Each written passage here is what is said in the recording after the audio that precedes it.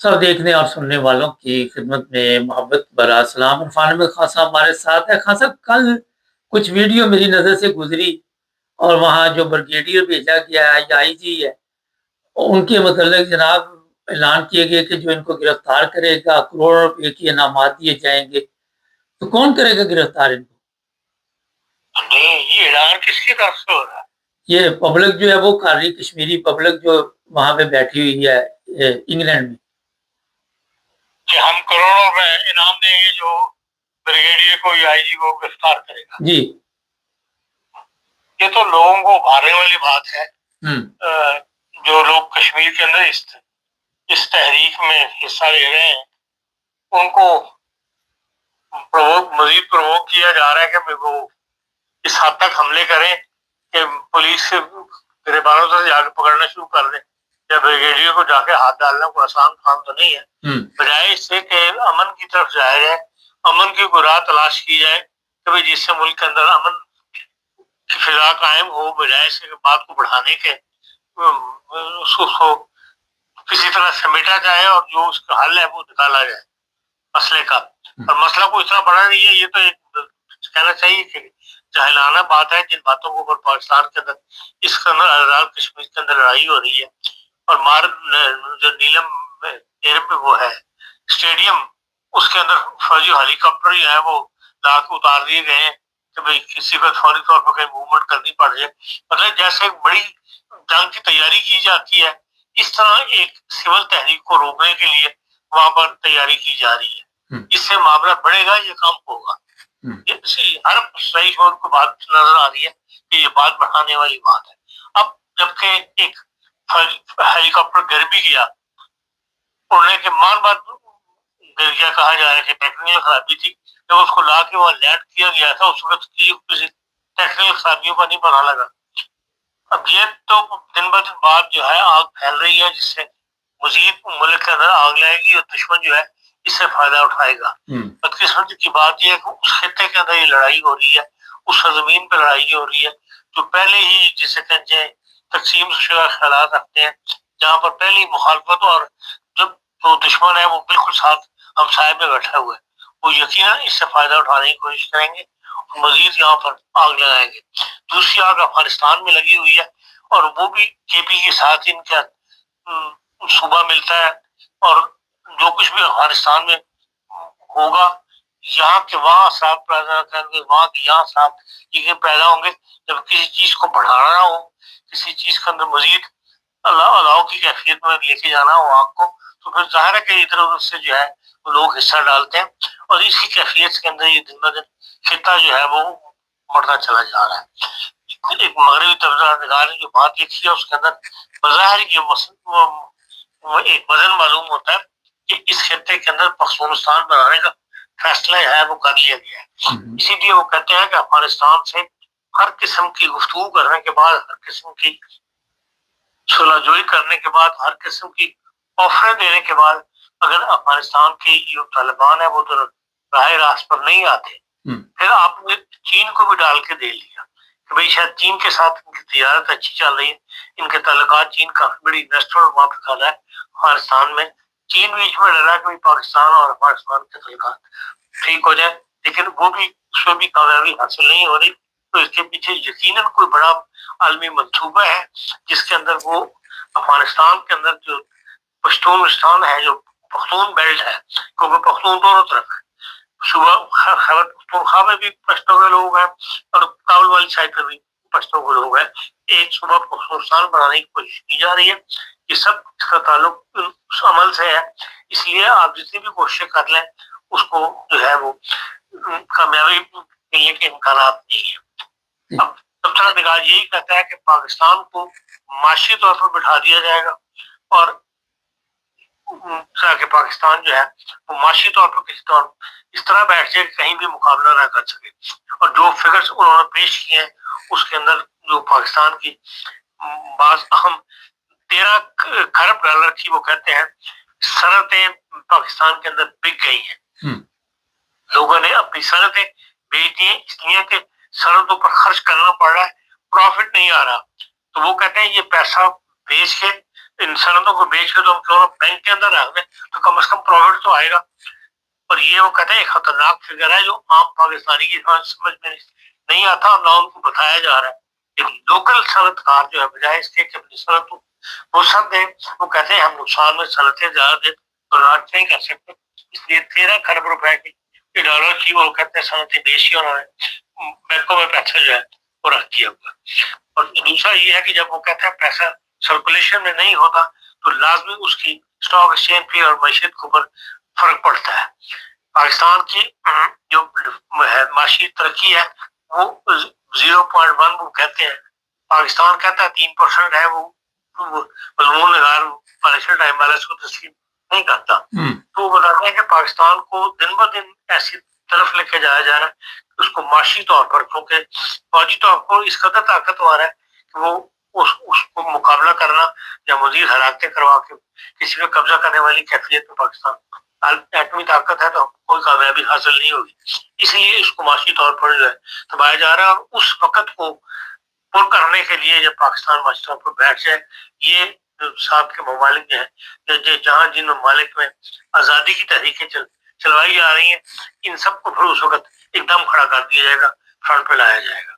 अभी एक बाहर मगरबी लोगों की अपनी एक राय है, और लेकिन जो हम देख रहे हैं वाकई मुल्क हालात दिन ब दिन उसी तरफ जो है, कोई चीज भी पाकिस्तान की हुकूमत के काबू में नहीं आ रही। खान साहब, एक तरफ कश्मीर के जो हालात हैं, आपको पता बड़ी तादाद इंग्लैंड में कश्मीरियों की मौजूद है, दूसरी तरफ जो वहाँ आईजी है या पुलिस ऑफिसर है या जो लोग भी हैं वो कह रहे जी गोलियां चला दो, लोगों को मार दो। क्या देखते हैं कि हमारे पास आखिरी हाल यही होता है कि गोली चला के लोगों को डरा धमका के तो काबू कर लो?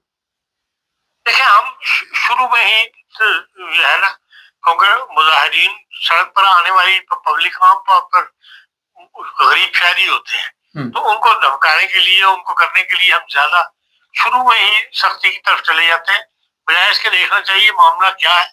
सियासी मामले को लोग सियासी तौर पर हल करने की कोशिश करनी चाहिए, लेकिन बदकिस्मती से जिनके मतलब जो खुद तस्लीम किया है लोगों ने कि भाई जो इस वक्त हुकूमत में पार्टियां हैं, चाहे पीपल्स पार्टी है, नून लीग है, वो गुफ्तो शनीद की फेवर में है, लेकिन बास ताकतें गुफ्तो शनीद नहीं होने दे रही। अब उन ताकतों का मुकाबला करने के लिए तो उन ताकतों में जो भी मतलब आपके इल्म में है, जो ये ताकतें मौजूद है, वो शुरू ही मामला जो है वो सख्ती से करती हैं।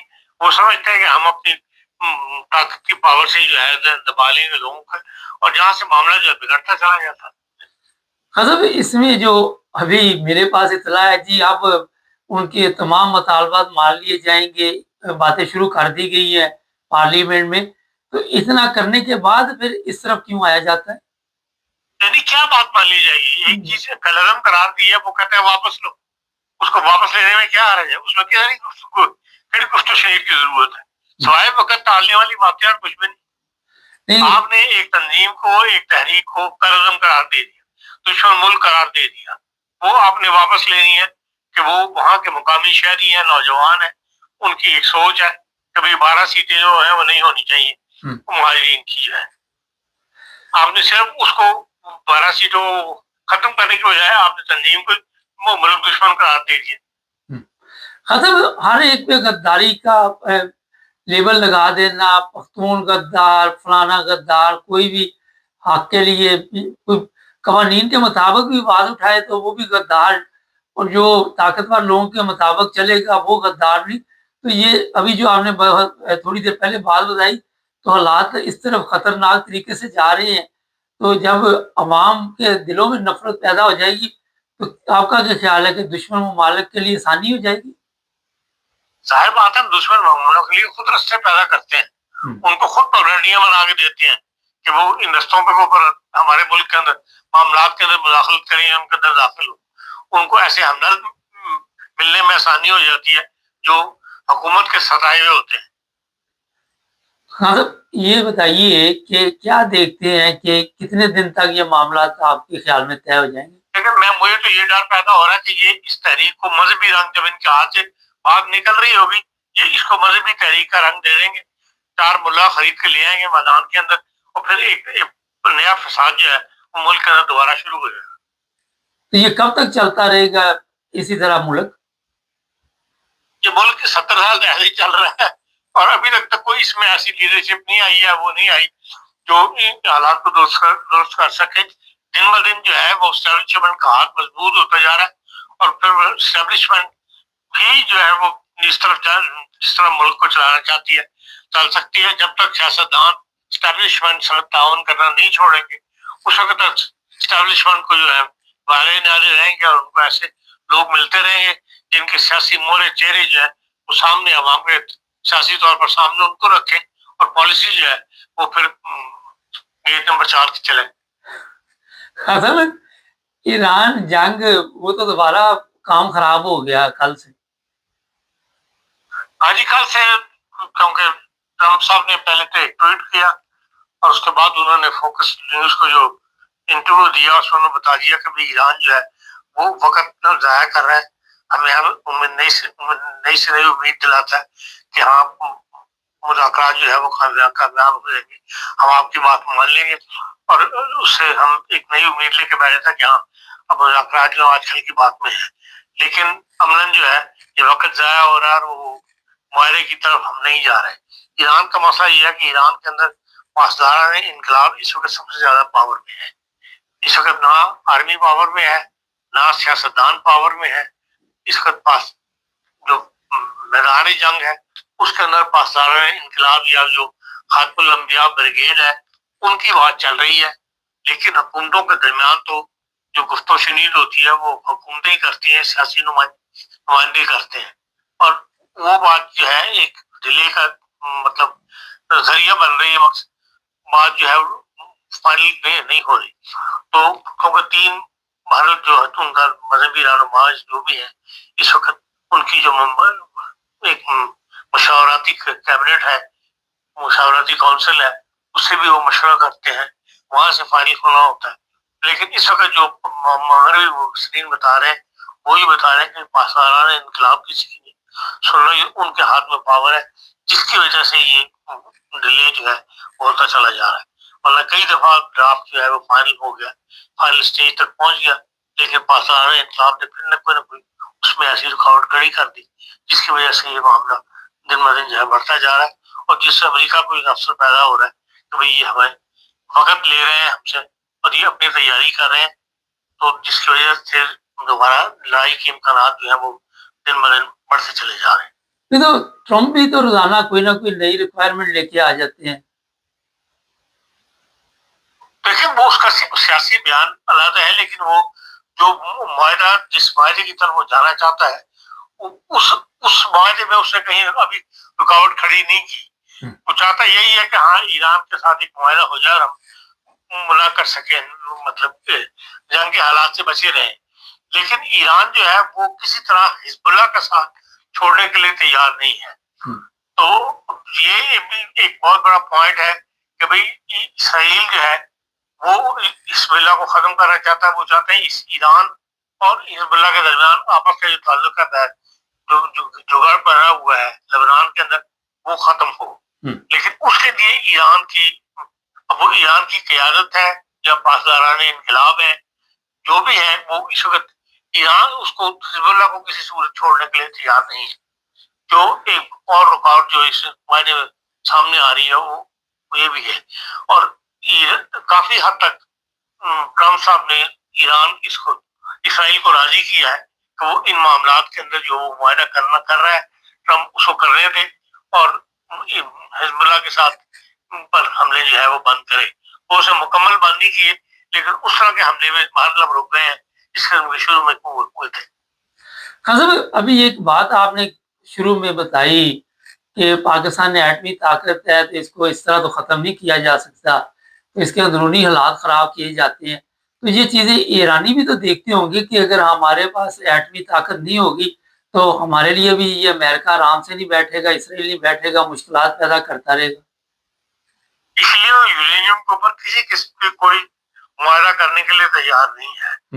وہ کہتا ہے گفت و شنید میں اس کو شامل کر لو کہ ہاں جو گفت و شنید ہوگی جن جن معاملات کے اوپر ان میں یہ بھی شامل ہوگا. لیکن یہ کہ ہم فوری طور پر کسی کے حوالے کر دیں یا اس کی افزائش کو بند کر دیں، اس کے لیے تیار نہیں ہے.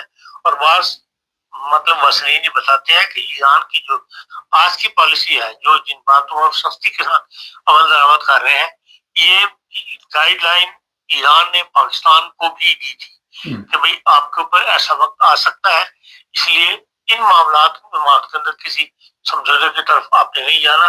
یہ آپ کو کسی نہ کسی طریقے سے کمزور کرنے کی کوشش کریں گے، جس طرح کو ایران کو کیا گیا کہ ایران کو پابندیاں لگا کے ایران کو کرنسی کو زیرو کر کے یا اس کے ساتھ بینکوں کی ڈیلنگ بند کروا کے اس کو اقتصادی درجے دیے گئے. اس قسم کے درجے پاکستان کو بھی دیے جائیں گے، جو اس نے ایٹمی ملک بن گیا ہے، جس کی وجہ سے اس کو معیشی طور پر اس کو کمزور رکھنے کی کوشش کی جائے گی. اور وہی اگر پاکستان اس کا مشورہ قبول کر لیتا یا تو ہمارے پاس ایسی قیادت موجود نہیں تھی جو ان معاملات کو سمجھ سکتی. لیکن بہرحال اب اس کا نقصان ہمارے سامنے آ رہا ہے، جس طرح ہم دیکھ رہے ہیں، جس طرح معیشت بیٹھ رہی ہے پاکستان کی. آخر میں خان صاحب ایک سوال ہے، ابھی تھوڑی دیر پہلے یہ بھی آپ نے فرمایا کہ مذہبی حالات مذہبی طور پہ خراب کیے جائیں گے پاکستان میں. ایک واقعہ ہوا، کافی دن گزر گئے، چناب نگر ربوہ میں ابھی تک وہ بندہ پکڑا نہیں گیا. ہماری پولیس اتنی کمزور ہے کہ اس کو پتہ نہیں ابھی تک چلا، کوئی اپڈیٹ نہیں دی گئی پولیس کی طرف سے. نہیں، وہ پولیس کمزور نہیں ہے، وہ جس کو پکڑنا ہوتا ہے اس کو پکڑ لیتے ہیں، انہیں دن نہیں لگتا. ایسے پیچیدہ معاملات ہیں وہ بھی حل کر لیے. یہ تو دلچسپی نہیں ہوگی، یہ اس کی ضرورت نہیں ہوگی، یا ان کو کسی نہ کسی طاقت نے روک دیا ہوگا کہ نہیں ان معاملات کو. یہ ابھی ابتدا ہے، ابھی تو ہم نے آگے کیا گول کھلانے ہیں یا کھیل کھیلنے ہیں، تو آپ ان معاملات میں مداخلت نہ کریں. تو پولیس جو ایس ایچ او ہے چپ کر جاتے ہیں. خاطر وہاں پہ ڈی پی او اور بڑے بڑے افیسر آئے، انہوں نے تو بڑے دعوے کیے تھے کہ جی کوئی پرابلم نہیں ہوگی، ہم جلدی ان کو سارے ڈی پی او آئی جی سب پہ دعوے جو ہے دھر کے دھرے جاتا ہے. ایک فون کال آتا ہے، سب چپ کر کے بیٹھ جاتے ہیں. اچھا، اس کا مطلب ماحول بنانے کی تیاری ہو رہی ہے. ہاں چلیں، بہت شکریہ. بعید نہیں ہے اس کی طرف سے، تو ہمیں تیار رہنا چاہیے. جی بہت شکریہ. اچھا جی، ایک بندے کو عمران خان کو کھڈے لائن لگانے کے لیے پورے سسٹم کا بیڑا کر رکھا ہے. اگر وہاں بھی کوئی سیاسی راستہ اختیار کیا جاتا، اور یہ جو کشمیر میں ہوا ہے، اتنی نفرت لوگ کر رہے ہیں، اتنی گندی گالیاں دے رہے ہیں جو طاقتور لوگ ہیں، ماں بہنیں کی یہ سوشل میڈیا. افسوس ہوتا ہے، دکھ ہوتا ہے. اور اس میں جو سب سے خطرناک چیز کہ بڑی تعداد میں لوگ لائک بھی کر رہے ہیں. یہ ہے افسوسناک بات. اور یہ نفرت بڑھتی جائے گی، اور نفرت کا انجام آپ سب کی لمحے کیا ہوتا ہے. چینل کو سبسکرائب کریں، جڑے رہیں.